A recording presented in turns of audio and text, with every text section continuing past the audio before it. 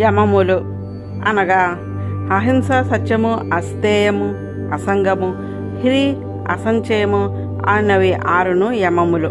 ప్రాణికోటికి ద్రోహమును తలంపకుండుట అహింస, భూతహితమును కలిగించే మాట సత్యము, మనసులో కూడా ఒకరి సొత్తు తనదిగా తలంపకుండుట అస్తేయము, ఈ విషయం నందును మనసు లగ్నము కాకుండుట అసంగము, తప్పు పనులు చేయుటకను శక్తి కలిగి ఇవ్వలేకుండుటకను సిగ్గు కలిగి ఉండుట హ్రీ, తనదిగా ఏ వస్తువు స్వీకరింపకుండుట అసంచయము. ఇవియేగాక ఆస్తిక్యము, బ్రహ్మచర్యము, మౌనము, స్థైర్యము, క్షమ, భయము అయినవి కూడా యమములే.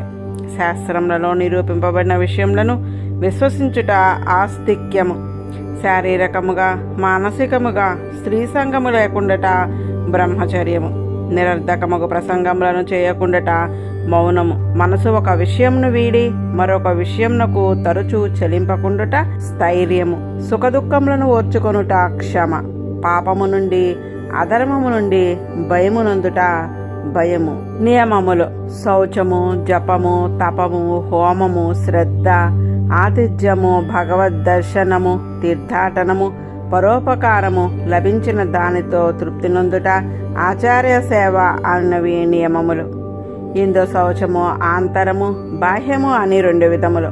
స్నానాదులచే శరీరమునందరి మాలిన్యంను తొలగించుకునుట బాహ్య శౌచము, మనసున చెడు తలంపులు లేకుండా అంతర శౌచము, మంత్రము తనకు మాత్రమే వినపడినట్లు మెల్లగా ఆవృతి చేయుట జపము, శాస్త్రములలో చెప్పిన విధముగా శరీరమునకు ఆవశ్యకముగాని భోగములను విడిచి క్లేశమునందుట తపస్సు, చేయదలచిన విషయమును చేయుట ఎందలి త్వర శ్రద్ధ, అనుకొనకుండా వచ్చిన అతిథులను ఆదరించుట ఆతిథ్యము, పుణ్యక్షేత్రములకు తీర్థములకు వెళ్ళుట తీర్థాటనము, భగవాన్ని ఆర్ఘ్యపాద్యాదులచే అర్చించుట అర్చనము, ఒకరికి సుఖమును కలిగించుటకై పనిచేయుట పరోపకారము, తనకేది లభించిన అంత మాత్రం చేతనే తృప్తి నందుట సంతుష్టి, జ్ఞానమును వసంగిన ఆచార్యులను సేవించుట ఆచార్య సేవ. యమములు 12, నియమములు 12, ఈ 24 పాటించుట అలవరుచుకొనచో ఎట్టి దానినైనను సాధింపగలవారు అగుదురు. శమము భగవానుని యందే బుద్ధి నిలకడగా నిలుచుట శమము, బాహ్యేంద్రియములకు జ్ఞానేంద్రియ కర్మేంద్రియములు భగవద్విషయము కంటే ఇతర విషయములను అనుభవించుటకు అదుపు లేకుండా ప్రవర్తించకుండా ఆపుచేయుట దమము, శారీరకమైన లేదా మానసికమైన దుఃఖములు కలిగినప్పుడు మనసు కృంగిపోకుండా ఓర్చుకొనుట తితిక్ష, ఏది దొరికితే దాన్ని ఎప్పుడు పడితే అప్పుడు తినకుండా నాలుకను అరికట్టుకొనవలెను, స్త్రీ పురుష సంగమమున మనసును అదుపు చేసుకొని ఉండుటయు ధృతి, ఎట్టి ప్రాణికి అయినను ద్రోహమును ఆచరించకుండుట ఉత్తమమైన దానము, అంతేగాని ధనమును ఉసుంగుట మాత్రము దానము కాదు. భోగములను అనుభవించవలనని కోరిక కలుగకుండుట తపస్సు, ఆకలు దప్పి మొదలగు ద్వంద్వములను లొంగకుండుట శౌర్యము, బయట శత్రువును జయించుట మాత్రము శౌర్యము కాదు, లోని భావములను స్వభావమును జయించుట శౌర్యము. సర్వ పదార్థముల యందు బ్రహ్మ ఆత్మగా వ్యాపించి ఉన్నదని, బాహ్యమగు రూపంలో వేరని అన్ని వస్తువులను ఏకరూపముగా చూచుట సమదర్శనము, ఆ సమదర్శనమే సత్యము.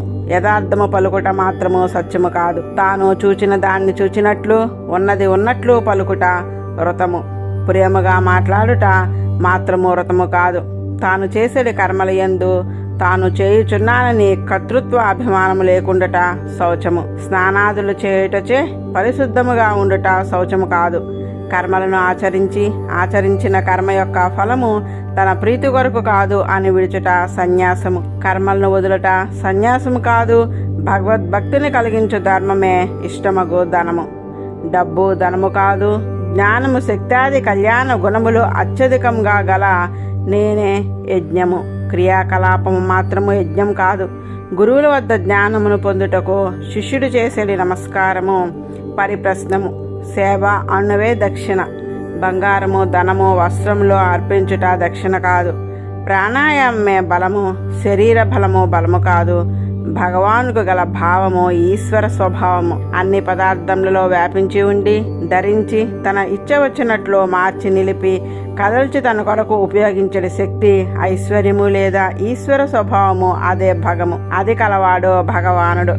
స్వార్థము ఏమీయూ లేక ఒకరి దుఃఖమును చూచి ఓర్వలేక బాధపడి దాన్ని తొలగింపవలని కోరుట దయ. ఏ ప్రయోజనము లేక భగవాన్ని ప్రేమించుట అనగా భగవద్భక్తి కలిగి ఉండుట లాభము.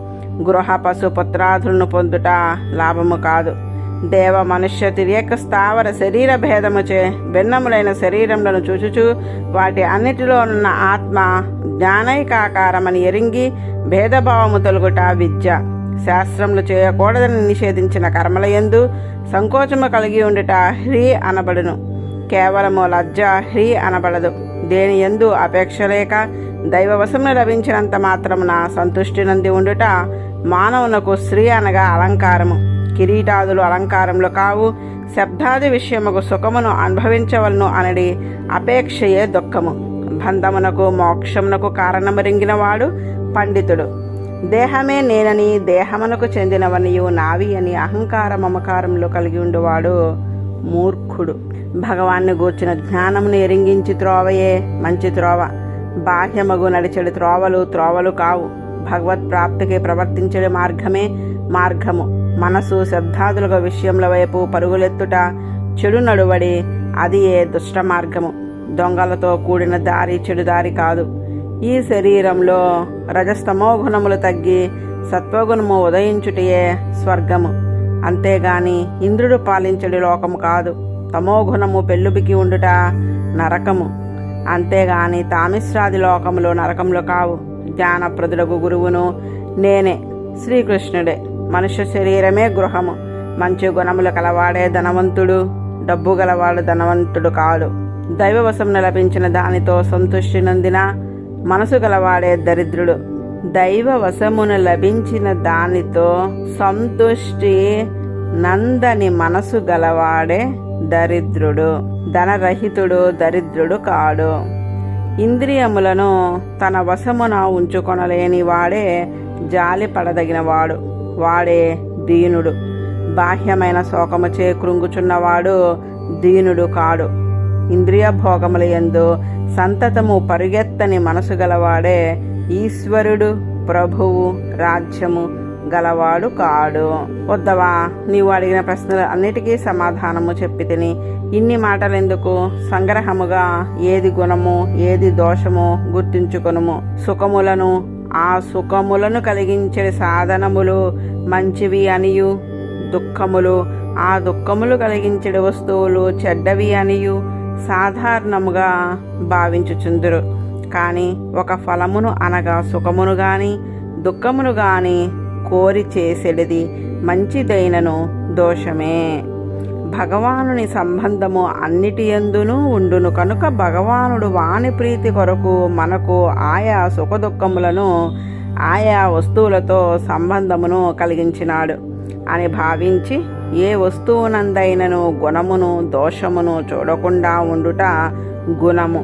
గుణదోషములను చూచుట దోషము.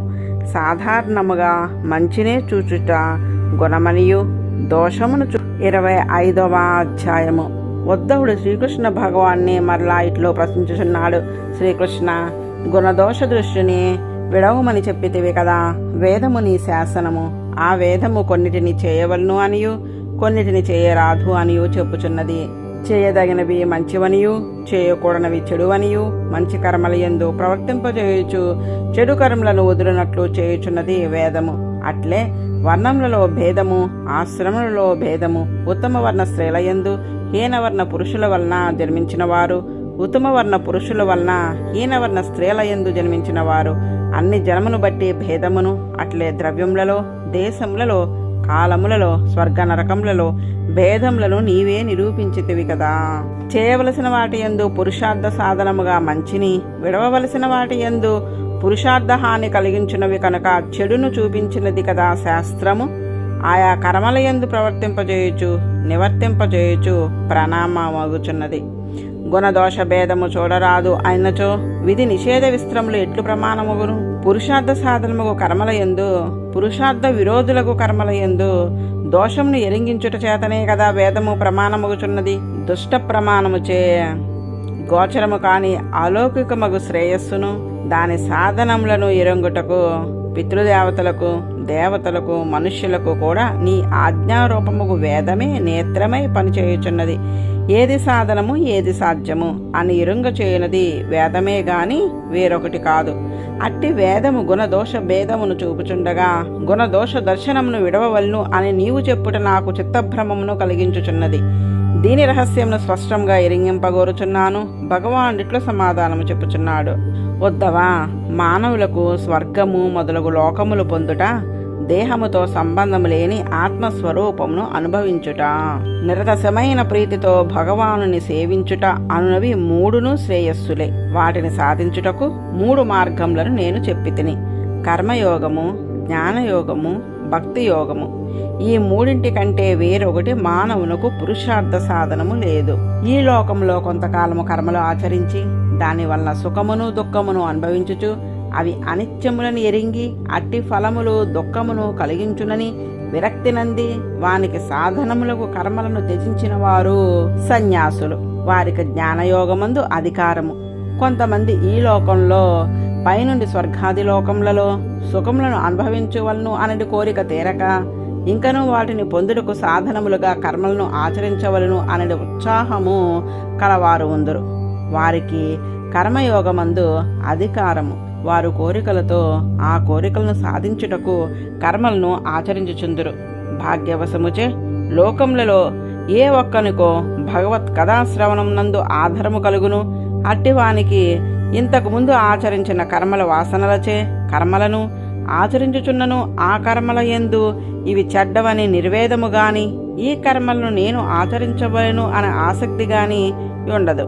వానికి నా యందలి భగవాను యందలి ప్రేమయే ప్రధానమై ఉండును. నా కథలను వినుటయే నా రూపమును దర్శించుటయే వానికి ప్రధానమై ఉండును. ఆచరించక తప్పక వాసనా బలముచే ఆచరించడి కర్మలలో గుణదోషములు వాని మనసుకు తోచవు. అట్టి వానికి భక్తి యోగమునందు అధికారము. కర్మలను ఆచరించి ఆ కర్మాచరణమునందు నిర్వేదము కొలగని వాడు భగవంతుని యందు ప్రీతి కలిగి భగవత్ కథాశ్రవణాదులు యందు తీవ్రమైన కోరిక కొలగని వాడు కర్మలను ఆచరించుచునే ఉండవలెను. అట్టివాడు తాను ఆచరించు సంధ్యోపాసనాది ఆచారములను ఆచరించుచుండవలెను. పంచమహాయజ్ఞములతో నన్నే ఆరాధించుచుండవలెను. కొంతకాలమైన తర్వాత అతనికి ఈ కర్మలచే పొందిన ఫలమునందు ఆశపోవును. కర్మలను ఆచరించుచు కోరిక లేకుండా కర్మలను ఆచరించువాడు స్వర్గమును పొందడు, నరకమును పొందడు. ఈ లోకములోనే శరీరముతో నుండి కోరికలతో కర్మలను ఆచరించుట మాని తన శరీరముతో ఆచరించవలసిన కర్మలను నా ప్రీతి కొరకే ఆచరించుచు నా యందు భక్తి కలిగిన వాడు అగును. లేదా దేహ సంబంధము లేని ఆత్మస్వరూప జ్ఞానమును పొందినవాడు అగును. మనుష్య శరీరము జ్ఞానమును భక్తిని పొందుటకు ప్రధాన కేంద్రము. జ్ఞానము కైవల్యమును, భక్తి మోక్షమును సాధించును. సత్కర్మలను ఆచరించే స్వర్గమును పొందిన వారును దుష్కర్మలను ఆచరించి నరకమును పొందిన వారును కూడా ఈ మనుష్య దేహమును పొందవలను అనియే కోరుచుందరు. స్వర్గంలో నుండి శరీరధారులు గాని నరకంలో నుండి శరీరధారులు గాని మనుష్య శరీరముతో పొందగలిగిన జ్ఞానమును భక్తిని పొందజాలరు. ఇట్టి మనుష్య శరీరమును పొందిన నరుడు స్వర్గమును పొందుటకు గాని నరకమును పొందుటకు గాని తగిన కర్మలను చేయుటకు ఈ శరీరమును ఉపయోగించకూడదు. ఈ శరీరము నిరతసేమగు పురుషార్థమును అనగా భగవత్ ప్రాప్తిని కలిగించు సాధనము. మరలా పైలోకములకేగి ఈ లోకమునికి వచ్చడి మనుష్య శరీరమును కూడా కాంక్షింపరాదు.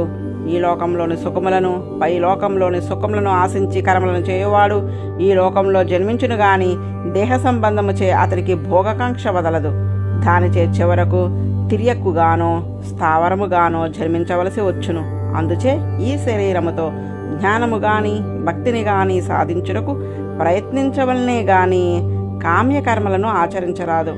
మరణం నందక మునిపే శరీరము దృఢముగా నుండగానే ఈ శరీరము భగవత్ ప్రాప్తి రూపముగు పరమ పురుషార్థమును సాధించగలదని ఎరింగి దానికి ఉపయోగించిన వాడు చివరకు మోక్షమును పొందును. ఈ శరీరముతో సంబంధము గల పురుషులందరూ ఈ శరీరమును తమకు ఆధారంగా చేసుకొని దీనిని తమ తమ ప్రయోజనములకు ఉపయోగించుటకు ఛేదించుచుందురు. ఈ శరీరమే ఒక వృక్షము వంటిది. ఇందులో గూడే హృదయస్థానము, అందు ఉండేది వాడు జీవుడు అనేది పక్షి. దాన్ని ఆశ్రయించి ఎందరో తమ తమ ప్రయోజనములకు ఆ చెట్టును నరికి వేయుచుందురు. చివరి వరకు చెట్లు నశించిపోవచ్చున్నదని ఎరుంగక ఆ గూటిలోనే కూర్చుందురు. దాని యందు మమకారమును వదిలి హృదయస్థానమును వీడి పరమాత్మను పొందుటకు జీవుడను పక్షి ఎగురవలెను. ఆయు పరిమాణము పరిమితము. రాత్రింభవలు గడుచుచున్న కొద్దీ ఈ శరీరమునకు ఆయువు తగ్గుచుండును. శరీరము పడకపోకమునిపే తాను దాని యందు సంగమమును వీడి ఏ సుఖములకై ప్రయత్నింపక ప్రకృతి పురుషుల కంటే అతీతుడునైన నన్ను ఎరింగి ప్రేమతో ధ్యానించి ఏ కోరికలు ఏ వ్యాపారములు లేనివాడే హాయిగా ఉండవలెను. మనుష్య శరీరము సంసార సముద్రమును దాటుటకు సర్వేశ్వరుడు సొంగిన పడవ. ఈ సముద్రమును దాటుటకు ఇది తప్ప వేరొక సాధనము లేదు. ఇది సులభమైనది, కానీ శరీరము అనేది పడవ లభించుట ఎంతో కష్టము. నీవు కోటి ప్రయత్నములు చేసినను ఇటు శరీరము లభించదు. భగవద్ అనుగ్రహముచే మనుష్య దేహము లభించినది. ఎట్టి ఫలమునైనను పొందుటకు ఈ శరీరమే తగినది. ఈ పడవను నడుపుటకు గురువు చొక్కాయ నడిపెడివాడుగా వెనకనుండును. దైవము అనుకూల వాయువు వలె పురోగతికి తోడ్పడుచుండును. ఇట్లో దుర్లభమ్మగో మంచి పడవ లభించినది. దాన్ని నడుపుటకు గురువు అనేది చొక్కాయ నడుపువాడు లభించిన నాడు అనుకూల దైవము అనుకూల వాయువు వలె గమ్యంను చేర్చుటకు సాయపడుచున్నది. ఇటు పరిక్రమలు అన్నయ్యో లభించినను ఎవడు ఈ సంసార సముద్రంను దాటలేడో వాడు ఆత్మహత్య చేసుకున్న వాడే అగును. హృదయహమాజ్యం సులభం సుదర్లభం ప్లవం సుకల్పం గురుకర్ణదారం మయానుకూలేన నభస్వతేరితం లబ్ధ్వా భవాబ్ధిం నతరేత్సాత్మః. సంసారిక విషయములందు నిర్వేదము కలుగని వాడు కర్మలను ఆచరించుచూనే జీవించవలెను. దైవయోగముచే ఎవనికైనను సంసారిక విషయములందు అధికముకు నిర్వేదము కలిగిన నాడు కర్మలను చేయుచు దుఃఖమునే పొందుచున్నాము గాని సుఖమునందుట లేదనియు ఆ కర్మలచే లభించు ఫలములు దుఃఖములు అనియు ఎరింగి విరక్తి కలిగిన వాడు అగును. బాహ్యేంద్రియములను మనసును కూడా విషయముల వైపు పోకుండా అలవాటు చేసుకుని తన మనసును నాయందే నిశ్చలముగా నిలుపుటకు అభ్యాసము చేయవలెను. మనసు చంచలమైనది, దాన్ని నిలకడగా నిలుపుట అసాధ్యము. ఎంత నిలుపుచున్నను వేరొక విషయం పైకి పోవచ్చునే ఉండును. అప్పుడు ఆ మనసును తొంటరి పిల్లవాన్ని అన్నయించినట్లు అన్నయించి తన ఇచ్చ వచ్చిన భగవద్ విషయముపై నిలిచినట్లు యత్నించవలెను. మనసును ఇతర విషయంలోకి పోకుండా తనకు లొంగి ఉండినట్లు చేసుకున్నట్టే యోగము. గుర్రంను స్వారీ చేయు మొదలుపెట్టిన వాడు దానిపై నుండి దిగి దూరముగా పారిపోడు. దానిపై కూర్చుండి అది ఎటు పారిపోవచ్చున్నా అటు తాను కూడా వెలుచు కళ్ళెము బెగబట్టి క్రమముగా లొంగ తీసుకొనను. అట్లే మనసును కూడా ఇతర విషయముల నుండి మరల్చి శ్రీకృష్ణునిపై నిలప ప్రయత్నించవలెను. ఈ ప్రకృతిలో భూమి మొదలు మహతత్వము వరకు తత్వములు అన్నియు ఎట్లు ఒకదానితో ఒకటి లయమగుచున్నావో ఎట్లు మరలా ఏర్పడుచున్నావో ఆలోచించుచుండుటచే మనసు చాంచల్యము తగ్గును. తత్వ విచారణము చేత తత్వముల యొక్క సృష్టి ప్రళయములను మరలా మరలా భావించుచుండుట చేత ఈ అనుభవించిన విషయములు అనియో స్థిరముగా ఉండేవి కావనియు ఒకనాడు సుఖమును కలిగించునవి అని తెలిసిన మనసుకు విషయముల వైపు పరిగెత్తవలను అనేది చాపల్యము తగ్గును. విషయభోగములపై వైరాగ్యము కలిగిన తర్వాత యోగాభ్యాసం చేత తత్వ విచారము చేత ప్రధానముగా నన్ను ధ్యానించుచు అర్చించుచు తలంచుచుండుట చేత మనసునందు చాపల్యము తగ్గును. మరి ఒక మార్గమేదియో మనసును లొంగ తీసుకొనటలేదు. భగవంతునిపై మనసు నిలిపి ధ్యానము చేయుచున్న వారికి కూడా మనసు అప్పుడప్పుడు చలించును. చేయకూడని పనులు చేయుటకు సిద్ధపడును. దానికి వేరే ప్రాయశ్చితము చేయనక్కర్లేదు. నాయందే మనసు నిలిపి మరలా నా ఆరాధన చేయుట చేతనే దోషము పోవును. అందుచే విషయభోగములపై కోరికలు గల వారికి కర్మయందే అధికారము. భగవత్ ప్రాప్తిని కాంక్షించే వారు కోరికలతో కర్మలు చేయుట గాని ఇది మంచి ఇది చెడు అని ఫలమును బట్టి నిర్ణయించుకొని స్వీకరించుట విడుచుట గాని ఉండదు. భగవంతునికి ఉపయోగపడుటే మంచి, ఉపయోగపడకుండాటే చెడు. బ్రహ్మచారి గృహస్థు ధర్మములను ఆచరించరాదు, గృహస్థు సన్యాసి వలె ప్రవర్తించరాదు. అట్లే కొందరికి కర్మయందు, కొందరికి జ్ఞానమునందు, కొందరికి భక్తి యందు అధికారము ఉండును. తమకు దేని యందు అధికారము ఉన్నదో దాని యందు నిష్ట కలిగి ఉండుట గుణము, అది లేకుండుట దోషము. మోక్షమందు ఇచ్చగల వారికి ఇది మంచి ఇది చెడు అను చూపు లేక భగవత్ ప్రాప్తి యందే మనసు నిలిచి ఉండవలెను. అందుచే వారు తామాచరించిన కర్మలను తాముండెడి దేశమును కాలమును ద్రవ్యములను పరీక్షించుట ఆవశ్యకము కాదు. భోగములు యందు ఇచ్చగల వారికి కామ్యకర్మలు చేయవారికి ఇది మంచి ఇది చెడు అను వివేకము ఉండవలెను. కానీ భగవత్ ప్రాప్తిని కోరు వారికి గుణదోష వివేకము విడుచుట ఆవశ్యకము. అతనికి భగవత్ ప్రాప్తియే ఫలము. కనుక దేశము, కాలము, కర్మ, మంత్రము మున్నగువానిలో భగవత్ సంబంధమే మంచి, లేనిది చెడు. వేరే మంచి చెడులు అతనికి ఉండవు. ఇవి ఏవియూ అతనికి కావలసిన ఫలమునిచ్చినవి కావు. భగవత్ ప్రాప్తి కలిగించువాడు భగవానుడే. అందుచే అతడు అలౌకికమైన గుణదోష విచారమును విడిచి ఉండును. నన్ను పొందవలను అని కోరిక గలవాడు నా కథలను వినుటయందు శ్రద్ధ గలవాడు అగును. ఆయా కోరికలను తీర్చుకుంటకు ఆయా కర్మలను ఆచరించుటయందు అతనికి విరక్తి కలుగును. మొదట కోరికలు పూర్తిగా వదలలేడు గాని ఆ కోరికలు దుఃఖహేతువులని మాత్రము గుర్తించును. వాణ్ణి యావగించుకొనుచుండును. ప్రారంభమున ఇట్టి స్థితి గలవాడై నన్ను పొందవలనడి తొందర, పట్టుదల ఎక్కువ గలవాడై నన్ను ప్రేమతో సేవించుచుండును. తానింతవరకు అనుభవించుచున్న భోగములను దుఃఖమును కలిగించు వానివిగా నిందించి వానికి దూరమగుచుండును. ఇట్లు నన్ను మనసున కుదురుగా నిలుపుకొని ప్రీతితో తలంచు వారికి కోరికలు అన్నయూ మనసున లేకుండా పోవును. నేనున్న మనసులో కోరికలు ఉండవు. సకల భూతములకు ఆత్మనై ఉండు నన్ను అతడు హృదయమున సహతము ప్రేమతో స్మరించుచుండుటిచే అతనికి ప్రత్యక్షంగా చూచినట్లు కనపడుదును. అట్లున్న ఆ దర్శనము కాగానే విప్పుటకు వీలుగాని ముడివలే హృదయమున పుట్టి ఉన్న దేహమే నేను అనడి బుద్ధియు, నేను స్వతంత్రుడును అనడి బుద్ధియు వీడిపోవును. దేహమును గూర్చి తన్ను గూర్చి ఇంతకాలము కలిగిన సంశయములన్నీయు మాయమగును. నన్ను పొందకుండా ఇంతకాలం అడ్డగించిన పుణ్యపాప రూపములకు కర్మలు ఇవి వానికెట్టి ప్రతిబంధకమును కలిగించుటకు అసమర్థములు అగును. అందుకే కర్మయోగ జ్ఞానయోగముల కంటే భక్తియోగము శ్రేష్టమైనది. నాయందే నిరతసమైన భక్తి గల భక్తునకు ఆత్మోపాసనము, వైరాగ్యము శ్రేయస్సాధనములు కావు. యజ్ఞాది కర్మలనే శాస్త్రీయమైన కాయక్లేశముచే, జ్ఞానముచే, వైరాగ్యముచే, యోగముచే, దాన ధర్మములచే, ఇతరములకు తీర్థయాత్రాదులచే లభించు ఫలములన్నీయు నాయందు అనన్యమగు భక్తి కలుగుట చేతనే లభించును. నన్ను భక్తితో సేవించువారు కావలనని అనుకున్నచో స్వర్గము, మోక్షము, పరమపదము కూడా నాయందలి భక్తి చేతనే పొందగలరు. కానీ నా భక్తులు నేను వసంగెదను అని ఆత్మస్వరూప సాక్షాత్కారమును గాని పునర్జన్మ రాహిత్యమును గాని స్వీకరింపరు. వారికి నాయందలి ఏకాంత భక్తియే కోరదగినదే ఉండును. దేనియందు కోరిక లేకుండుటే పరమ శ్రేయస్సాధనము. ఏ కోరికలు లేని వానికి చివరకు మోక్షం నందు కూడా కోరిక ఉండదు. వానికే నాయందు భక్తి కలుగును. అట్టి భక్తి గల వానికి కొన్నిటిని మంచివని ఆదరించుట, కొన్నిటికి చెడువని పరిత్యజించుట ఉండదు. వారికి దేనియందును గుణదో 21వ అధ్యాయము. ఇంతవరకు తనను పొందవలనని కోరిక గల వారికి కర్మలు, సంగము విడవదగినవి అని భగవానుడు చెప్పెను.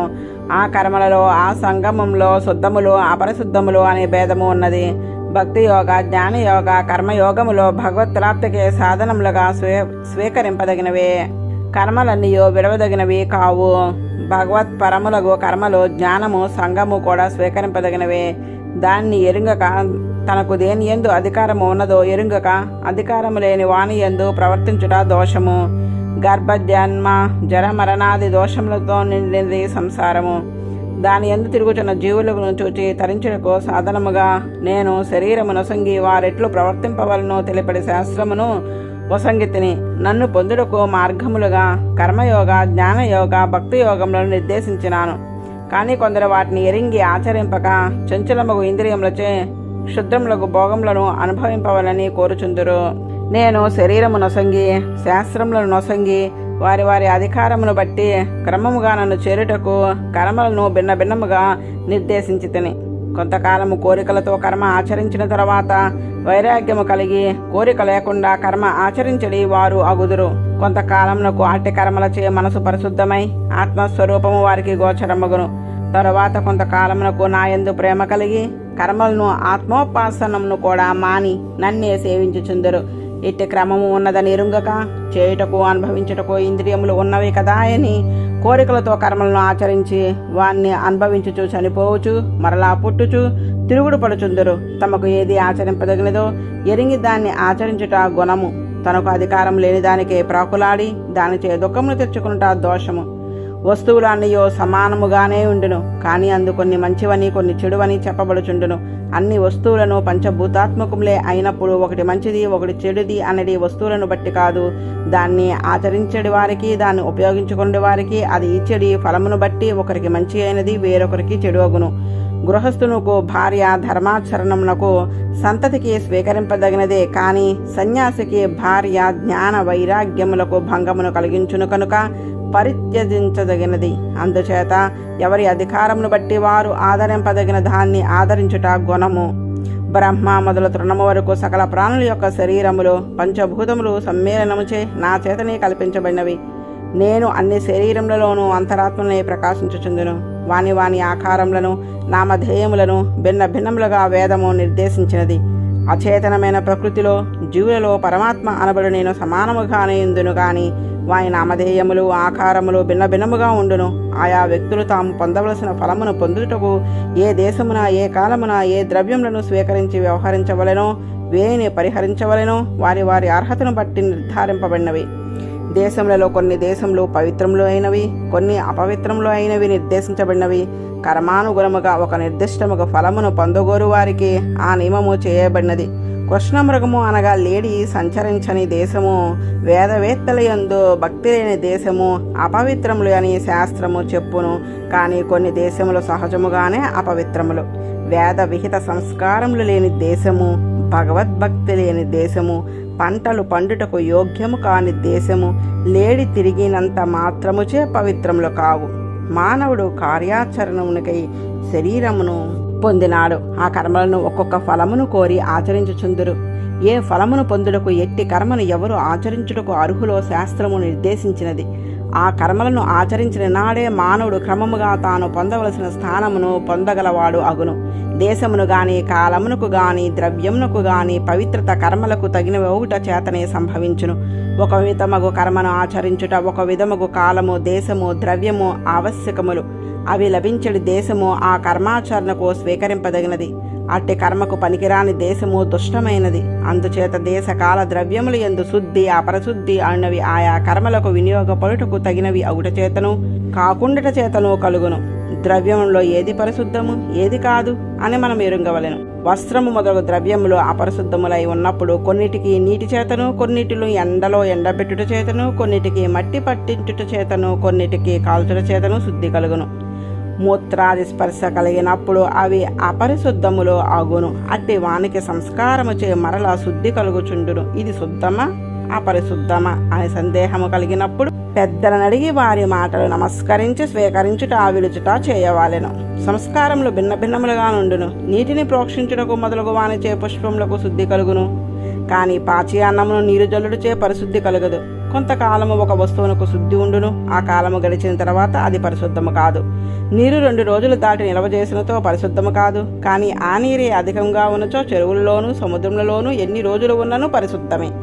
అందుచేతనే నదీ జలము అపవిత్రులు స్పృశించినను పరిశుద్ధమే, కాని రోడ్డుపై పడిన నీరు అపవిత్రులు స్పర్శచే అపవిత్రమగును. అట్లే శక్తి గల వానికి శక్తి లేని వానికి శుద్ధి విషయంలో భేదముండును.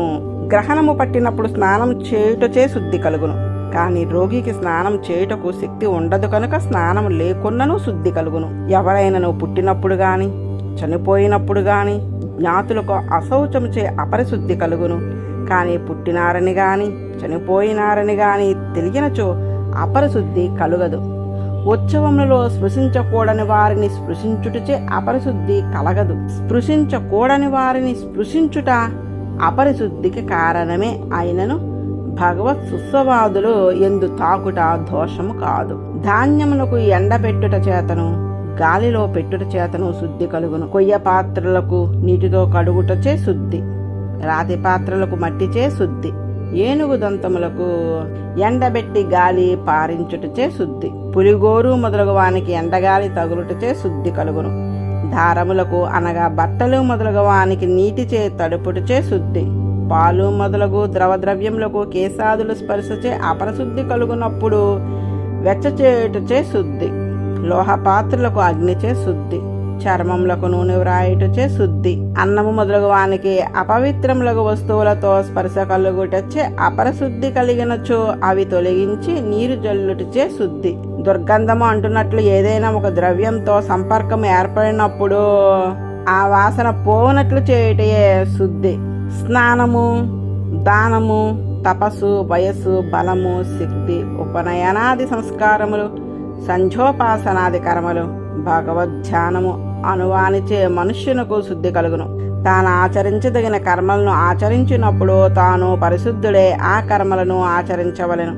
మంత్రములను ఒక గురువు నుండి నేర్చుకుని ఎక్కడ ఎప్పుడు ఆ మంత్రమును ఉపయోగించవలెనో ఎరుంగుట శుద్ధి. అట్లు ఎరుంగొక మంత్రమును ఉపయోగించుట దోషము. కర్మలకు భగవదారాధన రూపముగా ఆచరించుట శుద్ధి, తన కొరకు ఆచరించుట అశుద్ధి. ఇట్లు దేశము, కాలము, ద్రవ్యము, కర్త, మంత్రము, కర్మ అనువానికి పరిశుద్ధిని కల్పించుకొని తాను ఆచరించదగిన కర్మలను ఆచరించుట ధర్మము, అపరిశుద్ధముగా ఆచరించుట అధర్మము. ఒకచోట గుణముగా కనపడినట్టది వేరొక చోట దోషమగును. రోగికి స్నానము నిషిద్ధము, ఆరోగ్యము గలవానికి అదే దోషము. హింస చేయుట సామాన్యముగా దోషము, కానీ యాగములో శాస్త్ర విధిని అనుసరించి దేవతా ప్రీతికై హింస చేయుట గుణము. అందుచే దోషము, గుణము అనునవి అంతటా అందరికీ సమానముగా ఉండవు. మనసు శబ్దాది విషయములను అంటిపెట్టుకుని ఉండుట అనగా వాని యందు సంగము కలిగి ఉండుట సహజము, కానీ ఆ సంగము గృహస్థునికి గుణము. యతికి దోషము. విషయ సంగము ఉండవలసినంత ఉండవలనే గాని సహజమైన కొన్నిటి యందు ఉండరాదు. ఆ సంగము సహజమైనదే అయినను అది మానవుని క్రిందకు పడద్రోయను, అనగా ఇంతకంటే హీనమైన జన్మలను పొందుటకు కారణమగును. మనస్సు విషయములను ఎంతవరకు విడిచి ఉండుట శక్యమగునో అంతవరకు విడిచి ఉండినట్లు చేయుటకు ప్రయత్నించుచుండవలెను. సంగము జన్మసిద్ధయే అయినను అది పురుషార్థము లభింపకుండా అడ్డుపడును. మనసు విషయములపై లగ్నము కాకుండా ఉండుట నిరతసమైన శ్రేయంను కలిగించును. మానవుడు తాను అనుభవించడు భోగములు తప్పక పొందదగినవి అనుకునుచుండుట చేతనే వాణ్ణి మరలా మరలా తలంచుచుండును. తలంచుడు చేతాను వాణ్ణి పొందవలెను అనిపించును దాన్నే సంగము అందరు. సంగము చే కామం కలుగును. ఆ భోగమును అనుభవింపక ఉండలేను అనేది మానసిక వికారమునకు కామము అని పేరు. ఆ కామము చే ఒకే భోగమునకై ప్రయత్నించడి వారి మధ్య కలహం ఏర్పడును. కలహము చేత వారిని బాధించవలను అనేది ప్రతీకార వాంఛ కలుగును. అదే క్రోధము. క్రోధము చే తమోఘనము ఉద్రేకించును. తమోఘనము చే మోహము కలుగును. మోహము చే చేయదగినది చేయరానిది అనేది వివేకము నశించును. అప్పుడు మన జ్ఞానము సంకుచితమగును. ఆత్మ నుండి ఇంద్రియముల ద్వారా ప్రసించు జ్ఞానమును వివేకము తగ్గి సంకోచము ఏర్పడిన నాడు చైతన్యము గలవాడు అయినను జీవుడు జ్ఞానహీనుతో సమానమగును. అప్పుడు మూర్ఛ పొందిన వాని వలె జ్ఞానహీనుడై పొందవలసిన దాన్ని పొందలేని శూన్యత ఏర్పడును. స్వార్థం నుండి భ్రష్టుడగును. తాను పొందవలసిన ఫలమును మరచి ప్రవర్తించేవాడు చెట్టు వలె పెరుగుట, పూచుట, కాయుట మాత్రము చేతనే బ్రతికి ఉన్నట్లు ఇతరులకు గోచరించు గాని బ్రతికి ఉండుట కాదు. కొలిమి తిత్తి వలె శ్వాస ఆడుచే బ్రతికి ఉన్నాడు అనుకునవచ్చును గాని బ్రతికి ఉండుట కాదు. కోరికలతో కర్మలు చేయుట పురుషార్థం కాదు కదా. కోరికలను నెరవేర్చునవి అని వేదము ఫలములకు చెప్పుచు కర్మలను విధించుట అవి శ్రేయస్సాధనములని కాదు.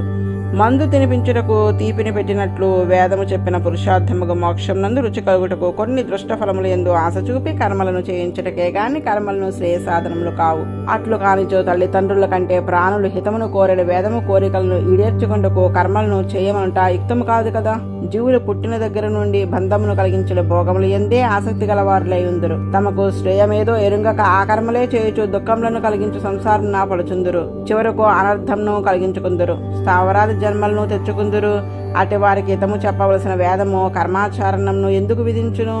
వేదము చెప్పినది సత్యము అని నమ్మకం కలిగించి ఆకర్షించి క్రమముగా ఆ కర్మలను వదిలించి మోక్షమును సంపాదించి పెట్టుటకే.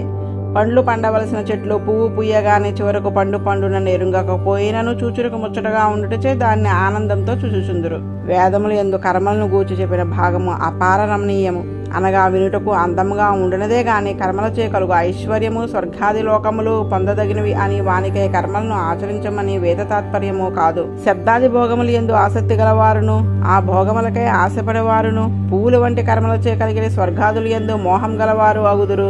ఆ కర్మలచే అగ్నిహోత్రాదులు ఆచరించి పొగలతో బడల వివేకం నశించి ఆత్మస్వరూపమును ఎరుంగని వారులై చెడిపోదురు. తమ స్వరూపమును తాము ఎరుంగరు. వారితోనే ఉన్నా నన్ను కూడా ఎరుంగరు. ఈ విశ్వమునంతయు నేను ఉపాధాన కారణము, అందుచే విశ్వము నేనే, నా వల్లనే విశ్వము బయల్పడుచున్నది, అందుచే నేనే నిమిత్త కారణము. అటు సర్వజగత్తుకు కారణమైన నేను వారు హృదయమందే సన్నిహితుడు అయినను వేదము చెప్పిన కర్మలే తమకు ముఖ్యమని భావించి ఆ కర్మలచే లభించే ఫలముచే ఇంద్రియ తృప్తి నందుచు పొగమంచు కమ్మిన సమయంన ఎదుటన ఉన్న వస్తువును చూడలేని వాని వల్లే నన్ను ఎరుంగలేరు. వేదములో పరోక్షముగా నేనే ఆవిష్కరించిన అభిప్రాయమును ఎరుంగజాలని వారే ఆయా సుఖమును పొందుటకు యాగములు చేయొచ్చు. అందు పశుహింస చేయుదురు. హింస చేయుట తమకు విధిహితమని భావించని నాస్తికులు వారు. పశువులను హింసించిన వారు చనిపోయేంత ఆస్తికులు కూడా ఆయా దేవతల నుండి ఫలమును గోరి హింసను చేయుచుందురు. వీరందరూ ప్రకృతి పరిణామము ఈ లోకము స్వర్గాది లోకములు స్వప్నము వంటి అనియు అవి వింటనుకు అందముగా ఉండినవే గాని యథార్థముగా సుఖమునిచ్చినవి కావని ఎరుంగక వర్తకుడు కొంత ధనమును పెట్టుబడి పెట్టి ఎక్కువ ధనమును ఆర్జించుచున్నట్లు తమ సుఖమును ధనమును కొంత వెచ్చించి అంతకంటే ఎక్కువ ఐశ్వర్యమును స్వర్గాది లోకములను సాధించుచుందురు. రజోగుణము అధికంగా ఉండి సత్వగుణము తమోగుణము తక్కువగా ఉన్న వారిలో రజోగుణము ప్రధానంగా గల ఇంద్రాది దేవతలను ఆరాధింతురు. కానీ ఆ దేవతలను ఆరాధించే విధానంను ఎరుంగరు. ఆ దేవతలు కూడా నాకు శరీరభూతులే అని ఎరింగి భగవదారాధన అనే బుద్ధితో ఆరాధించుట వారికి తెలియదు. ఆయా దేవతలను ఆయా యజ్ఞములతో ఆరాధించి స్వర్గంను పొందుదురు. కొంతకాలం అక్కడ భోగంను అనుభవించి మరలా ఈ లోకంలో గొప్ప కుటుంబములలో జన్మించుచుందురు. వేదంలో పూర్వభాగంలో చెప్పబడిన కర్మకాండ అంతయు చూచుడుకు అందముగా ఉండి పువ్వుల వలె మనసును ఆకర్షించును. అహంకారంతో భోగవాంఛతో నిండిన వారు ఆ కర్మలని ఆచరింతురు గాని నా విషయము వారికి రుచింపదు. వేదమంతయు 3 భాగములుగా ఉన్నది. కర్మలను ప్రతిపాదించే భాగము కర్మకాండ, ఇంద్రాది దేవతలను గూర్చి చెప్పే భాగము ఉపాసనాకాండ, సర్వ జగత్కారణమైన తత్వమును దాని గుణములను విభూతిని ప్రతిపాదించడి కాండ జ్ఞానకాండ. ఈ 3 కాండాలను బ్రహ్మయే అన్నిటికీ ఆత్మయ్య ఉన్నాడనియు దేవతలందరూ అతని శరీరంలో వంటి వారనియు ఆయా కర్మలచే ఆయా దేవతలను ఆరాధించిన పరమార్థం మెరిగి చేసినచో భగవదారాధనమే అగును అనియు తెలియజేయను. కానీ ఋషుల వాక్కులు స్పష్టంగా తెలుసుకుంటకు వీలు కాకుండా ఉండును. దాని తాత్పర్యంను ఎరుంగవలెను గాని వాచ్యముఖంగా కానీ ఋషుల వాక్కులు స్పష్టంగా తెలుసుకుంటకు వీలు కాకుండా ఉండును. దాన్ని తాత్పర్యంను ఎరుంగవలను గాని వాచ్యముగా ఉండు అర్థంను గ్రహింపరాదు. ప్రకృతి సంపర్కము చే విషయములపై మనసు ప్రవర్తించిన వారికి విషయములను వదిలి ఈ లోకంలో పై లోకంలో భోగములను వదిలి నన్ను పొందవలను అనే కోరిక వెంటనే కలగదు. కర్మలను ఆచరించి స్వర్గాది లోకములకు పోయి తిరిగి వచ్చి దుఃఖములను అనుభవించి వానిచే విరక్తి కలిగి పరమార్థమైన తత్వమును నిత్యమైన ఆనందమును పొందవలను అనే కోరిక కలిగి అంతఃకరణ శుద్ధి కలిగిన అధికారులే నన్ను పొందగలరు. కర్మలు అనావశ్యకములు అని చెప్పినచో అందరూ మాని చెడిపోదురే గాని నన్ను పొందలేరు. అందుచేత నేను కూడా నా జ్ఞానరూపముకు వేదమును రహస్యముగానే జ్ఞానమును ఉంచితిని గాని స్పష్టంగా చెప్పలేదు. అందుచే నా అజ్ఞాన రూపముకు వేదము అందరూ ఎరుంగుటకు శక్యము కాకుండా అంతఃకరణ శుద్ధి కలిగిన వారికే ఎరుంగదగినదై ఉండును. అది అనంతము అతి గంభీరము సముద్రము వలె చూచుటకు అందముగా ఉండును గాని దాని లోతు గాని ఆవల ఒడ్డు గాని ఎరుంగగలవారు కొద్దిమంది ఉందురు. ఈ వేదమే ప్రాణవాయువు సహకారంతో వాగింద్రియముచే ఉచ్చరింపదగినదై యుండును. తామరతూడులో సన్నని దారముల మధ్య నుండి గాలి వెలునట్లే మనుష్యులలో చెవులు మూసుకొని వేయినచో శబ్దమును ఉచ్చరించుచున్నప్పుడు తనలోని ఆకాశం నుండి ధ్వని వినిపించినట్లు నాదము వినపడును. నాభి పైనుండి గుండెల వరకు వ్యాపించి ఉన్న ఒక నాడి ద్వారా ఆ నాదము వెలువడును. అది వేదమునకు మూలమై ఛందోమయమై ఉండును. ఆ నాదములోన స్థిరమై ఉండును. అదే దేహేంద్రియాదులకు ధరించుటకు సమర్థమై ఉండును. ఓంకారం నుండి అభివ్యక్తమై సహస్రారము అధిరోహించును.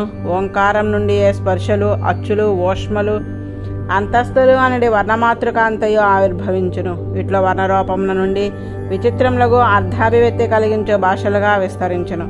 ఈ విధముగా ఒక్కొక్క వర్ణము అధికమగుచుండడి గాయత్రాది చందోరూపమై వృద్ధినందును. లోనున్న ప్రాణఘోషయే చందోరూపమై వృద్ధినందును. లోనున్న ప్రాణఘోషయే తన వ్యాపారముచే అనంతపారముకు శబ్దజాలమును సృజించుచున్నది మరుగుపడుచున్నది. ఆ ఛందస్సులు గాయత్రి, తుష్టుప్, ఉష్ణిక్, అనుష్టుప్ మొదలగు పేర్లతో వివిధములై ఉండును. ఈ విధముగా నా నుండి ప్రాణశక్తి చే ఆవిర్భవించినది వేదము. అది ఏమి చెప్పుచున్నది? దేన్ని అనువదించి వికల్పించుచున్నది? వేణిని సముచ్చయముతో చెప్పుచున్నది? దేన్ని విధించుచున్నది? వేణిని కాదనుచున్నది అని ఎరుంగుట చాలా కష్టము. వేదం యొక్క హృదయంన నేను తప్ప వేరొకరు ఎరుంగజాలరు. వేదము దేనిని విధించినను అది నా ఆరాధనా రూపమగు ధర్మమే అని ఎరుంగవలెను. అది ఏ పదార్థమును చెప్పినను ఆ పదార్థము శరీరముగా గలననే చెప్పుచున్నదని ఎరుంగవలెను. సామాన్యముగా చెప్పి విశేషముగా కొన్నిటిని నిషేధించినప్పుడు అవి రెండును కూడా నా రూపములే అని ఎరుంగవలెను. అందుచేత వేద తాత్పర్యము నేను వేదములు అన్నే విషయముగా చేసుకొని దేవ మనుష్య తిరియక స్థావరాది భేదములను చెప్పును. ఆ భేదములు ప్రకృతి గతములే గాని జీవగతములు కావని నిషేధించును. ఆ జీవులు కూడా నన్ను విడిచి వేరుగా ఉండగలిగిన వారు గారని అవి స్వతంత్ర తత్వములు కావని నిషేధించి ప్రకృతి కంటే పురుషుల కంటే విలక్షణుడినై ప్రకృతి పురుష రూపుడినై ఉండడి నన్నే ప్రతిపాదించుట ఎందో పర్యవసించుచున్నది. ఇట్లు ఎరుంగగలిగిన వారు నా అనుగ్రహముచే వేదార్థమును ఎరుంగగలరు. 22వ అధ్యాయము. ఉద్ధవుడు మరలా ఇట్లో ప్రశ్నించుచున్నాడు. విశ్వేశ, తత్వములు ఎన్ని? ఋషుల్లో కొందరు 9 అనియో, కొందరు 11 అనియో, కొందరు 5 అనియో, కొందరు 3 అనియో చెప్పుదురు. కానీ నీవు 3 తత్వములనే పేర్కొంటవి. కొందరు 26 తత్వములు అందురు, కొందరు 9, మరికొందరు 6, కొందరు 4, కొందరు 11, 17, కొందరు 25, కొందరు 7, కొందరు 16, కొందరు 13 అందురు కదా. ఎందుకు ఇట్లా భిన్న భిన్నములుగా చెప్పుచున్నారు? సర్వజ్ఞుడు కనుక నీవే నాకు ఎరుంగజేయవలెను. భగవానుడిట్టు సమాధానము చెప్పుచున్నాడు. ఋషులు నిరూపించిన పక్షంలో అన్నీ యుక్తమైనవే. నాదే యగు మాయ అనగా ప్రకృతి అనే తత్వము ఒకటి ఉన్నది కదా. దాన్ని వారు భిన్న భిన్నముగా విలదీసి చెప్పుడిచే ఆ భేదములు ఏర్పడినవి. నీవు చెప్పినట్లు అవి అన్నీ వేరువారు కాదు, వేరు కాదు. నా నుండి వేరు చేయుటకు వీలుగాని శక్తులే. శక్తి గల వాని నుండి శక్తి ఎట్లు వేరే చేసి చూచుటకు వీలు పడదో అట్లే నా నుండి వేరు చేసి చూపుటకు వీలు కానివే ఈ తత్వంలో అన్నీయు. ఎవరైనను తమ ప్రయత్నంచే ప్రకృతిని అతిక్రమింపజాలరు. నా శక్తి రూపములకు నా తత్వముల యొక్క కలయిక వలనను ఏర్పాటు వలనను ఆయా ఋషులు తత్వ సంఖ్యలో భిన్నాభిప్రాయంలో గలవారగుచున్నారు. శమతమములు గలవానికి జగత్తు అంతయు నా శరీరంగా గోచరించున్నాడు. ఈ వాదములు అన్నీ ఉపశమించును. ఒక తత్వంలో చేరియుండుట వలన కొన్ని తత్వములను ఎక్కువ భేదములు గలవానిగా చెప్పుట వలన తత్వభేదములు ఏర్పడుచుండును. అనాదియగు అవిద్యా సంబంధముతో ఉన్న పురుషునకు ఆత్మజ్ఞానము సంభవింపదు. స్వతహా సర్వజ్ఞుడు అయినవాడు పురుషునకు స్వపర యథాత్మ జ్ఞానమును కలిగింపగలడు. ప్రకృతి సంబంధముచే అజ్ఞానము ఆవరింపబడి పురుషుడు జీవుడు. ఎల్లప్పుడూ జ్ఞానమునకు సంకోచము లేని పురుషుడు పరమాత్మ. ప్రకృతి 24 తత్వములుగా విభజింపబడినది. ఇట్లు తత్వములు 26 అందురు. 24 తత్వములుగానున్న ప్రకృతి, జీవుడు, పరమపురుషుడు మొత్తము 26. ఇందు జీవునకు ఈశ్వరునకు స్వరూపములో స్వభావములో భేదముండదు. ఇద్దరూ జ్ఞానస్వరూపులే అనగా తమంత తాము ప్రకాశించువారే, జ్ఞానములకు ఆశ్రయమైన వారే. కానీ జీవుడు అణువు, ఈశ్వరుడు విభువు అనగా అంతటా వ్యాపించి ఉండువాడు. జీవుని జ్ఞానము అవిద్యచే సంకుచితమగును, అది వీడిన నాడు వికసితమగును. ఈశ్వరుని జ్ఞానము అవిద్యచే సంకుచితముగాక ఎల్లప్పుడూ ఏకరూపంగా ఉండును. ఈ 2 భేదములు ఉన్నను పురుషుడు ఈశ్వరుడు జ్ఞానరూపులు, జ్ఞానం గలవారులు గనక వారిద్దరిని ఒకటిగా భావించిన నాడు 25 తత్వములుగాను. అజ్ఞానము ప్రకృతి సంసర్గము చే కలిగినది గాని సహజము కాదు కనుక ముక్తిలో పురుషుడు ఈశ్వరుడు సామ్యము నందుదురు కనుక 25 తత్వములు అంటలో దోషం లేదు. సత్వరజస్తమో గుణములు ప్రకృతికి చెందిన గుణములు కనుక వాణ్ణి వేరుగా భావించినచో తత్వముల సంఖ్య పెరుగును. ప్రకృతి యొక్క సత్వము, రజసు, తమసు అన్ని గుణములు జగత్తు యొక్క స్థితికి, ఉత్పత్తికి, అంతమునకు కారణములు అగుచున్నవి. సత్వగుణము జ్ఞానమును కలిగించును, రజోగుణము కర్మను ఆచరించినట్లు చేయును, తమోగుణము ఉన్న వస్తువును ఉన్నట్లు తెలుసుకొనలేకుండా చేయును. వెనక 26 తత్వములు అని చెప్పి తిని వీనితో కాలము చేర్చినచో 27 తత్వములు అగును. సత్వ రజస్తమో గుణములు సమముగా ఉన్నప్పుడు సృష్టి జరగదు. వానిలో ఎగుడు దిగుడులు కలిగిన నాడు సృష్టి జరుగును. అట్లో సత్వరజస్తమో గుణములలో మార్పు కలుగుటకు కారణం ఆగునది కాలము. కాలమనే స్వభావము అనియు సూత్రమనియు పేర్కొందరు. పురుషుడు, ప్రకృతి, మహాతత్వము, అహంకారము, ఆకాశము, వాయువు, తేజస్సు, జలము, పృథివీ అని తత్వములు 9గా కొందరు పేర్కొనరి. ఇందు జీవుడు పరమాత్మ అని ఇద్దరిని కలిపి పురుషుడు అనిరి. మనసును, ఇంద్రియములను, పంచతన్మాత్రలను అహంకారంలో ఇమిడ్చి ఉంచిరి. వాటికన్నిటికీ అది కారణము కనుక కారణము చెప్పి కార్యములను చెప్పుట మాన్నారు. అందుచేత తత్వములు 9 అయినవి. శ్రోత్రము, చర్మము, నేత్రము, ప్రాణము అన్నవి జ్ఞానేంద్రియములు. వాక్కు, పాని, పాయువు, ఉపస్థాపాదములు కర్మేంద్రియములు. ఈ 2 విధములకు ఇంద్రియములను అనుగ్రహించుచున్నది మనసు. శబ్దము, స్పర్శము, రసము, గంధము, రూపము అన్నవి జ్ఞానేంద్రియములకు విషయములు. గమనము, మాట, మల విసర్జనము, మూత్ర విసర్జనము, ఇచ్చి పుచ్చుకుంట కర్మేంద్రియముల వ్యాపారములు. ఇవి అన్నీ వెనక చెప్పిన 9 తత్వములలోనే అంతర్భూతములై ఉన్నవి. సృష్టి ప్రారంభమునందు ప్రకృతి అనియందుల సత్వాది గుణముల కలయిక చే కార్యకారణ రూపములను చెంది వ్యష్టి ప్రపంచంగా ఏర్పడుచున్నది. పురుషుడు అనగా జీవుడు ఇంద్రియములకు గోచరుడు కాడు. పరమపురుషులకు పరమాత్మ ప్రత్యక్షాది ప్రమాణములకు గోచరుడు కాడు. కేవలం వేదాంతముల చేతను ఎరుంగదగిన వాడు అతడే సర్వలోకంలో సృష్టి చేయు సంకల్పించను. ఆ సంకల్పంనే చూచుట అందరూ ఆ పరమపురుషుని సంకల్పముచే మహతత్వం మొదలు తత్వములు అన్నీ వ్యక్తములే మార్పు చెందుచు ఒకదానితో ఒకటి కలిసి సమర్థములై తమకు కారణముకు ప్రకృతి బలము వలన అండము సృష్టించును. కొందరు వీనిలో ఆకాశము, వాయువు, తేజస్సు, జలము, పృథివీ, జ్ఞాన స్వరూపుడకు జీవుడు ఈ రెండిటికి ఆధారముగా లోనుండి ధరించే పరమాత్మ అన్నవి 7 తత్వములు అని చెప్పుదురు. మిగిలినవన్నీ వీరి నుండి ఆవిర్భవించినవే. దేహము, ఇంద్రియములు, ప్రాణములు కూడా ఆయా పేర్కొనబడిన తత్వములు యందే ఇమిడి ఉన్నవి కనుక వేరుగా చెప్పనక్కరలేదు. ఇట్లు పేర్కొన్నప్పుడు మిగిలినవి లేవు అని వారి అభిప్రాయం కాదు. ఒకటి లేనిదే వేరొకటి ఉండదు. ఇట్లే కొందరు 6 తత్వములు, ప్రకృతి వికారములు అని 5 భూతములలో ఇమిడి ఉన్నవి. జీవుడు పరమపురుషునకు శరీరముగా ఉండి వేరుగా ఉండడు కనుక వేరుగా చెప్పనక్కరలేదని వారి అభిప్రాయం. ఆ పరమపురుషుడు తన నుండి బయలువెడిన భూతములతో కూడి ఉండి ఈ వెస్ట్ జగత్తును సృష్టించి అంతరాత్మగా దాని యందు ప్రవేశించి ఉండును. కొందరు 4 తత్వములు అందరూ వారి అభిప్రాయంలో తేజస్సు, జలము, పృథివీ పరమాత్మతో కూడి ఉన్న ఈ భూతముల చేతనే జగత్తు అంతే వచ్చిందని వారి అభిప్రాయం. వారు కూడా మిగిలిన తత్వములన్నింటినీ వారు చెప్పిన తత్వములతోనే చేర్చవచ్చును కనుక వేరుగా చెప్పనక్కరాలేదని భావించరు. కొందరు 11 తత్వములందరూ వారు మతమైన ఆకాశాది భూతములు 5, జ్ఞానేంద్రియములు 5, పరమాత్మ అన్నవి 11 తత్వములు వెనుకటి వలన ఇందు కూడా మిగిలి ఉండవలని భావించవలను. కొందరు 17 అంటారు. 16 తత్వములను వారు మనసును వేరే పేర్కొనరు. ఆత్మ అంటలోనే మనసు ఇమిడి ఉన్నదని వారి భావన. కొందరు 13 తత్వములు అందరూ ఆకాశాది భూతములు 5, జ్ఞానేంద్రియములు 5, ప్రాణము, మనసు, పరమాత్మ అన్నవి 13 తత్వములు. ఈ విధముగా ఋషులు తత్వముల లెక్కలో భిన్నాభిప్రాయములు గలవారి అయిరి. ఋషులు చేసిన విభాగములన్నీ యుక్తియుక్తంలే. వారు జ్ఞానం గలవారు. వారు చెప్పినది ఏది తప్పు కాదు. కొన్ని తత్వములను కొందరు కలిపి చెప్పగా కొందరు వేరువేరుగా చెప్పుడిచే సంఖ్యాభేదమే ఏర్పడినది. ఉద్ధవుడు మరలా ఇట్లు ప్రశ్నించుచున్నాడు. ప్రభు, మీరు చెప్పిన తత్వ విభాగంలో ప్రకృతి, పురుషుడు అనే 2 తత్వములను వేరువేరుగా పేర్కొన్నారు. ఈ రెండును భిన్న స్వరూపములు గలవానిగా కనపడుచున్నవి. ఈ రెండిటికీ గల భేదము స్పష్టంగా గోచరించదు. ప్రకృతి వికారముకు దేహము, ఆత్మ ఉండును. ఆత్మయందు ఆధారపడి ప్రకృతి ఉండును. కానీ మాట్లాడినప్పుడు దేవుడు నేను, మనుషుడు నేను అని ఆ రెంటికి భేదం లేనట్లు ఒకటిగా వ్యవహరించుచున్నారు. ఈ రెండికి గల భేదంను ఎరుంగలేక సంశయమునందుచున్న నాకు నీవు వారి స్వరూపంను ఎరింగింపగోరుచున్నాను. వాటి స్వరూపంను ఎరుంగ జ్ఞానము నాకు లేదు. జీవులమగు మాకు ఉన్నదాన్ని ఉన్నట్లుగా ఎరుంగగల జ్ఞానము నీ అనుగ్రహము చేతనే కలుగవలెను. కర్మ అనేది నీ శక్తి రూపముగు అవిద్య చేతనే మా జ్ఞానములకు సంకోచం ఏర్పడుచున్నది. నీదే ఎగు మాయ యొక్క ప్రభావము నీ యందు ఉండదు. నీవే దాన్ని ఎరుంగగలవాడు. అందుచేత నీవే వాని స్వరూపమును స్పష్టంగా చెప్పవలెను. భగవానుడు ఇట్లు చెప్పుచున్నాడు. ప్రకృతి, పురుషులు పరస్పరము భేదము గలవారే. ఆదిభూత, ఆధ్యాత్మిక, ఆది దైవము అనేది ఈ సృష్టి అంతు ప్రకృతి ఆకారము అహంకారంచే జరుగుతున్నది. ఆ సృష్టి చేత ఆత్మయందు ఉండు ఇచ్ఛా, ద్వేషాది గుణములు, దేహమందుండు స్థూలత్వము, కృషత్వము మొదలగు గుణములు వేరుగా గోచరింపక ఒకే దాని యందు ఉన్నట్లు సంకీర్ణము అవుచున్నవి. ఈ సృష్టికంతకు కారణము మాయ. అది సత్వ, రజస్తమో గుణములు కలది. దాని నుండి ఏర్పడిన అహంకారము సాత్వికము, రాజసము, తామసము అని 3 విధములుగా ఉన్నది. అది ఏ సృష్టికి మూలము. అనగా ప్రకృతి, పురుషులు భేదము గోచరము కాకుండా చేయుటకు కారణం ఇదే. ప్రకృతి ఆధ్యాత్మము, ఆదిభూతము, ఆది దైవము అని 3 విధములుగా ఉన్నది. ఈ శరీరం నందు కన్ను కలదు. అది రూపమును గ్రహించును. దానికి సూర్యుడు సాయపడును. ఈ శరీరం మందు గల ఒక రంధ్రమే కన్ను. దాని ద్వారా భూతముల యందున్న రూపమును గ్రహింపబడును.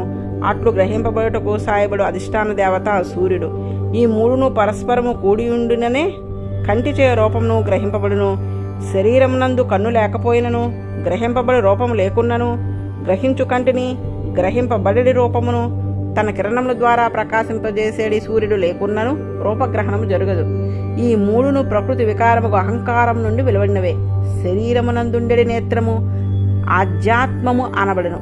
తేజోరూపముకు భూతమందుండు రూపము ఆది భూతమనబడును. తన కిరణముల ద్వారా ఈ రెండిటికి ఉపకరించు అధిష్టాన దేవతయగు సూర్యుడు ఆది దైవం అనబడును. ఈ 3ను సాత్విక, రాజస, తామస అహంకారముల వల్ల ఏర్పడినవి కనుక దీనిని వైకారిక మందురు.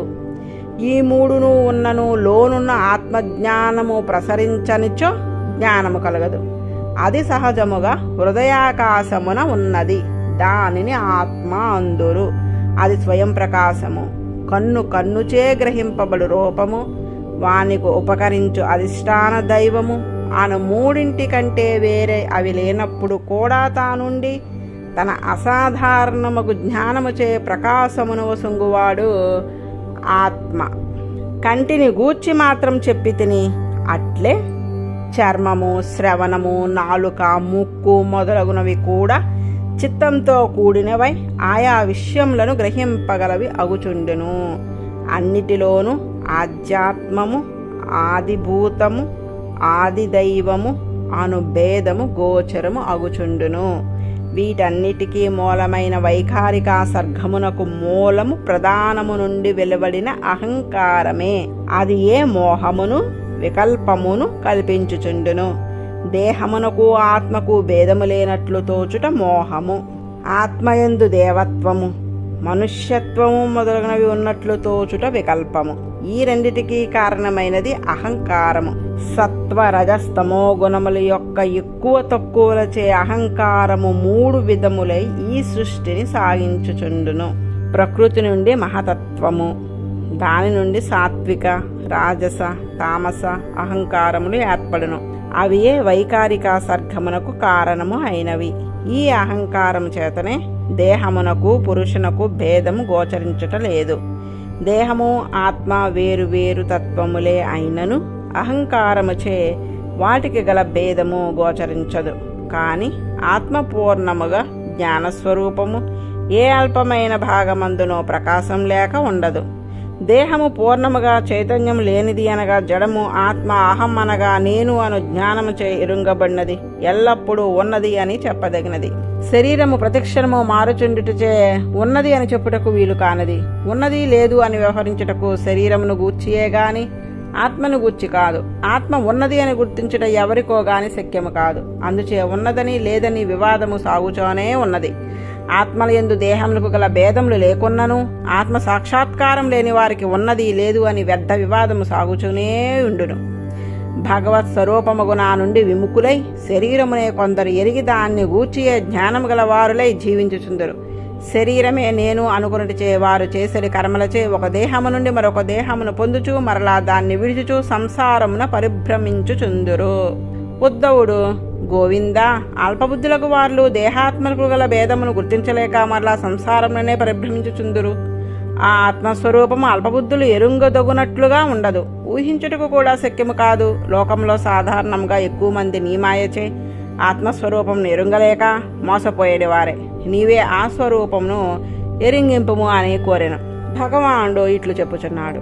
శరీరం నుండి శరీరమునకు జీవుడు మారుచున్నప్పుడు వెనుకటి శరీరములలో చేసిన కర్మవాసనలతో కూడిన ఇంద్రియములు, మనసు కూడా అనుసరించి పోచుండును.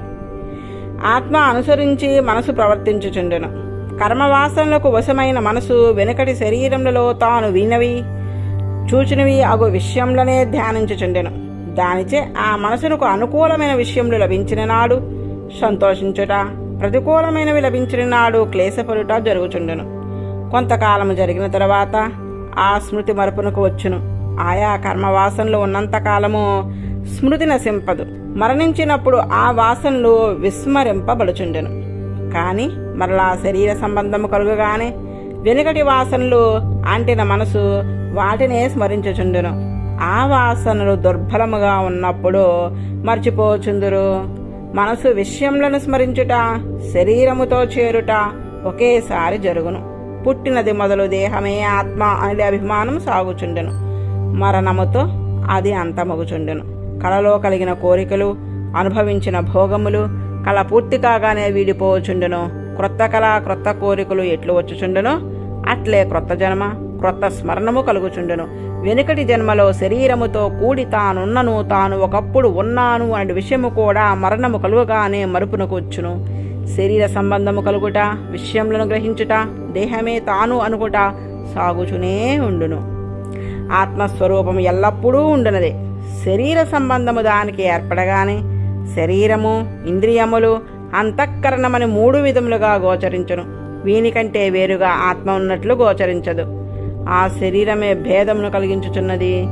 చెడ్డ కుమారుణ్ణి కన్న తండ్రి వలె శరీరము, ఇంద్రియములు, అంతఃకరణములు అను 3టిని ఉన్నట్లు ఎరుంగనట్లు చేసే శరీరము అనర్థహేతువు. శరీరముతో కూడిన జీవులు పంచభూతమయముగు శరీరమును చెందియే ఉందురు.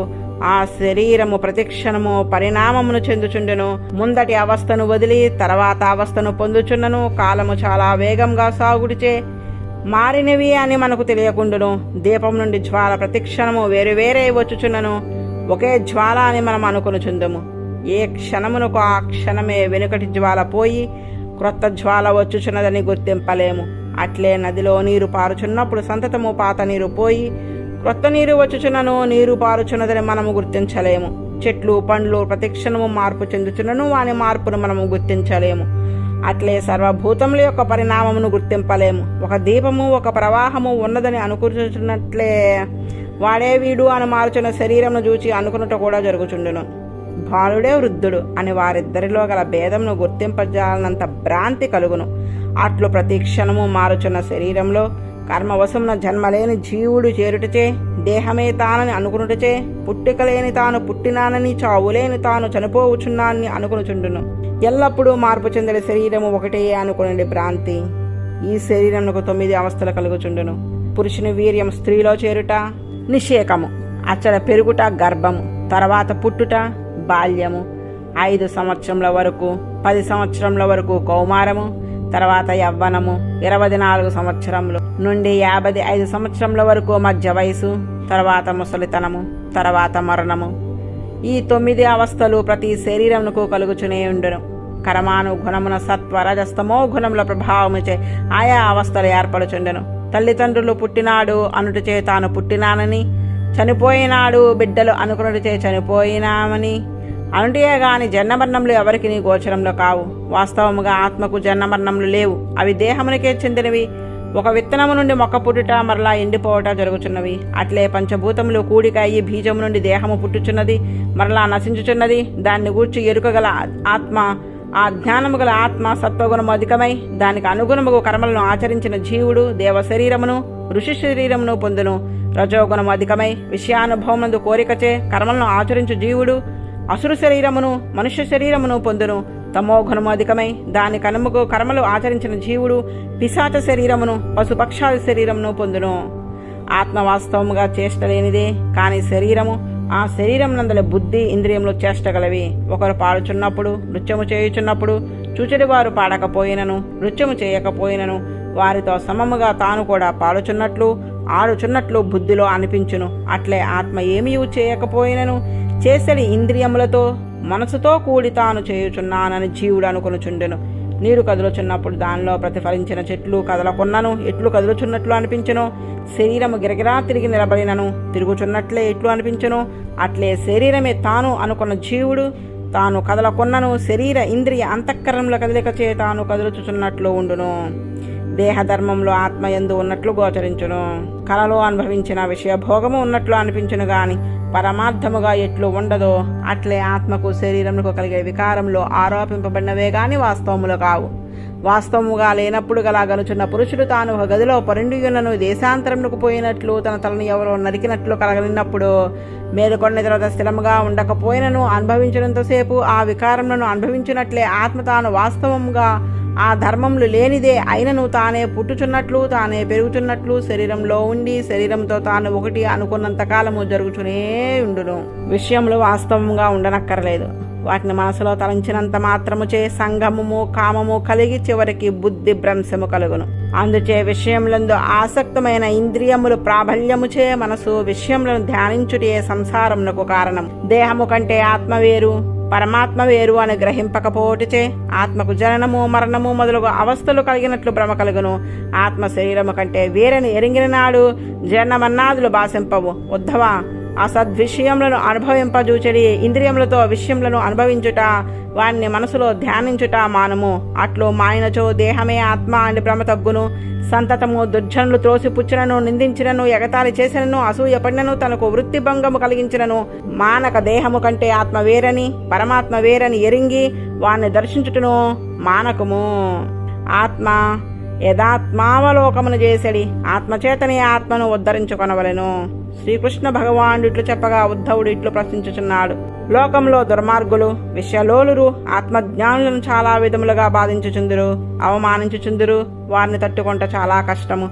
ఎంత జ్ఞానము గల వారికైనను ప్రకృతి సంబంధము చేయగలిగడి దేహాత్మాభిమానము రాగద్వేషములు విడవరానివై ఉండును. భగవానుడు నిన్ను ఆశ్రయించి నీ చరణములే శరణముగా నీ సేవయే పరమధర్మముగా అంతఃకరణను జయించి ఉండు వారులకు తప్ప మిగిలిన వారికి రాగద్వేషములు వదులుట చాలా కష్టసాధ్యము. భగవానుడని నిన్ను ఆశ్రయించి నీ చరణములే శరణముగా, నీ సేవయే పరమధర్మముగా అంతఃకరణమును జయించి ఉండు వారులకు తప్ప మిగిలిన వారికి రాగద్వేషములు వదులుట చాలా కష్టసాధ్యము. 23వ అధ్యాయము.